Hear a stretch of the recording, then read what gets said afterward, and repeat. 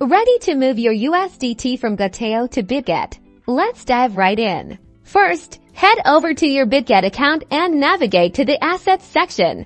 Then select Deposit. Choose USDT as the cryptocurrency you want to deposit now.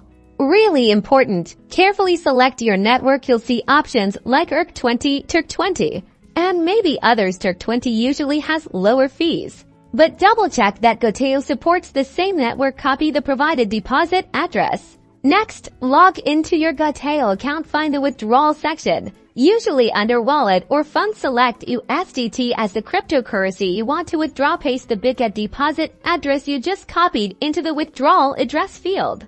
Again, make absolutely sure you choose the same network you selected on Bitget. A mismatch will result in the loss of your funds. Enter the amount of USDT you want to transfer. Pay close attention to the withdrawal fees displayed. Confirm all the details, including the address and network. Complete any security verifications Goteo requires, such as 2FA.